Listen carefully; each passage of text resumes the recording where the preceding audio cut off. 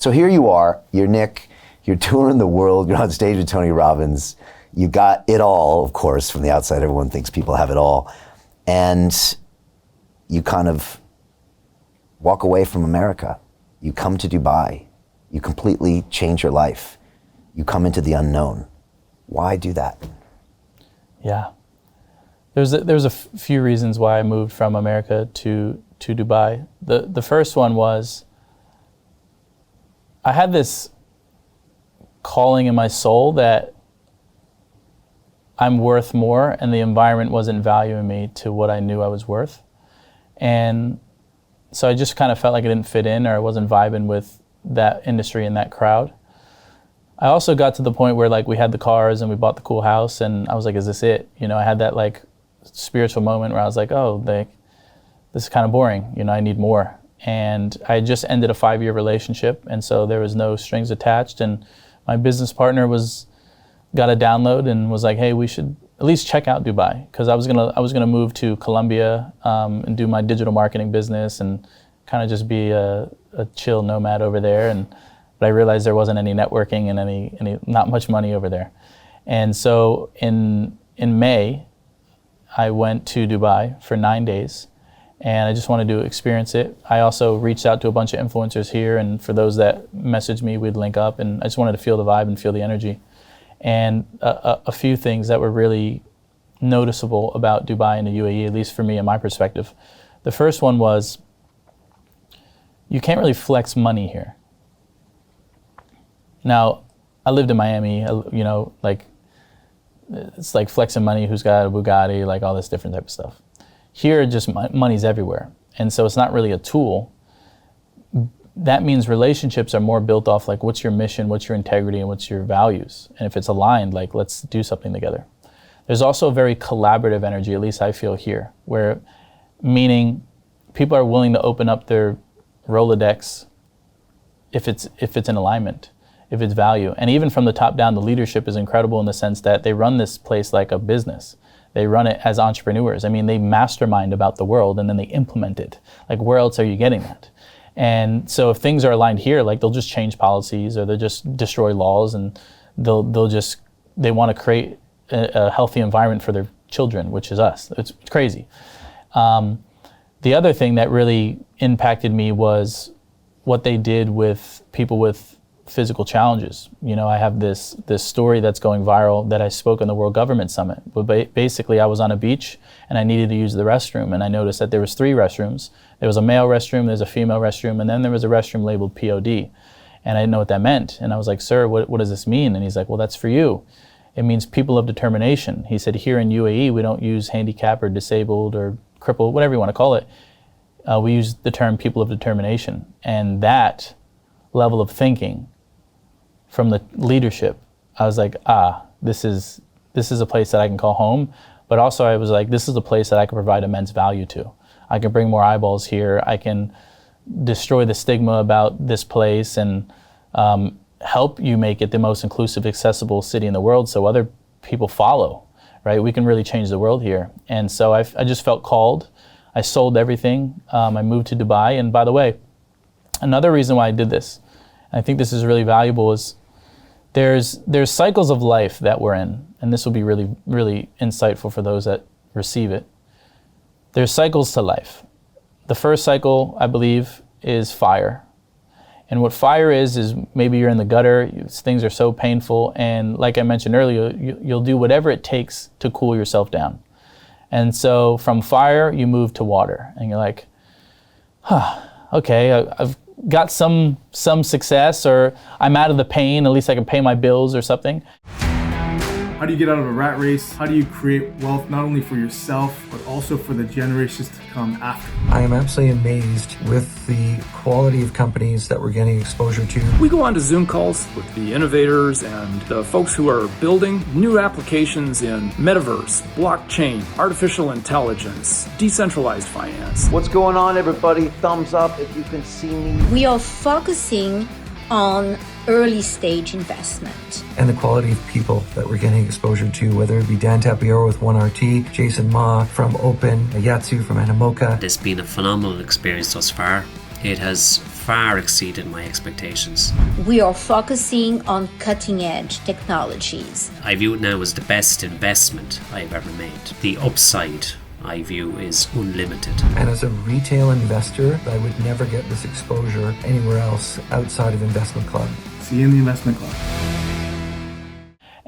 But you're not fully in control because the water takes you wherever the water takes you. You know, you still have to play with the rules of the water. And then finally, you kind of surrender, you're in water, and you finally swim and you make it to shore. And if you have feet, you put your toes in the sand, you get a little bit more grounded, you have some stability, and you're pretty sturdy. And after, some time in the land, you eventually get some success and you start to elevate and you become wind. But if you stay in wind too long and you stay in your high horse too long, you can't relate to the people that are still in the fire. You lose a sense of reality. You're distorted. You don't really relate to anyone, and you're just on your high horse. I mean, how many of you know someone who's just way too high and mighty and they're out of touch with reality and you can't really relate to them?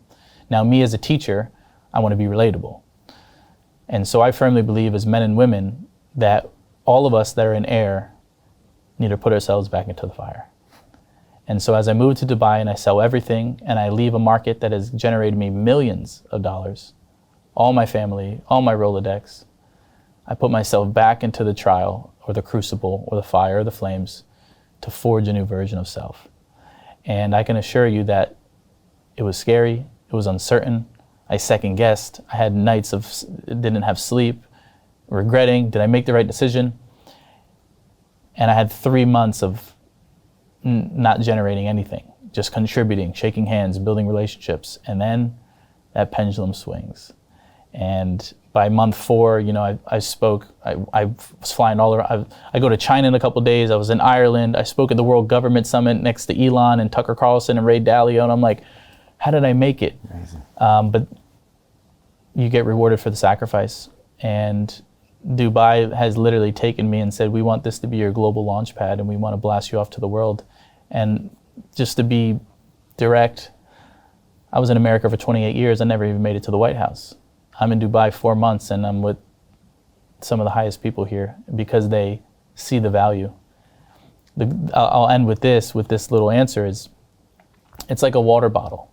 You can go to the gas station and buy a water bottle for $5, but then you can go to Nobu and that same water bottle is $20.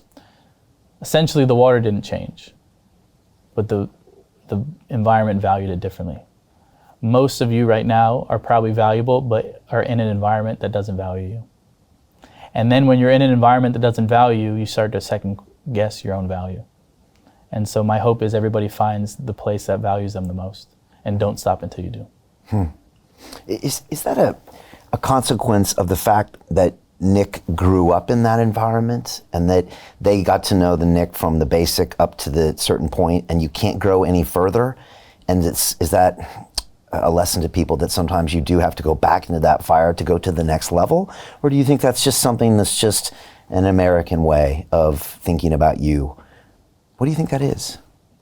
Could be the law of familiarity. Yeah. Meaning is something's around a lot.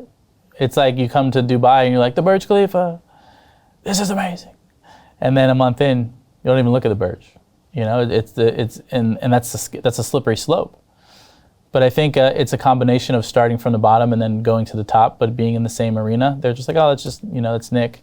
It's like when you're in a relationship and you have a really amazing woman, and then you get accustomed to the amazing woman, and then you leave the amazing woman, and then you date other women. You're like, oh, she was actually way better than, she was way more valuable than I gave her credit for, because you get familiar with it. And so I think it's a combination of people getting familiar with it and taking it for granted, and then also how accessible you are. And if people find that you're really accessible, it diminishes the value. And then also it's funny, the whole thing that when someone leaves the village and becomes a bit bigger, and then they return to the village, they're like the hero. It's like, y'all didn't love me when I was here, but when I went out and changed the world, now it's different. And so I think it's a combination of both, but I don't think it's just an American thing. I think it's a familiar thing. And so even here in UAE, it's like, do I live here? Yeah, but I'm not always here. I live all over the world. And so you may catch me, you may not catch me. I may be available, I may not be available. I'm very conscious with my time and don't take advantage of that. And if you have me, value it. And when I'm not here, I'm not here. And so I think that that's also another thing that people need to be very conscious of like, don't make yourself too available.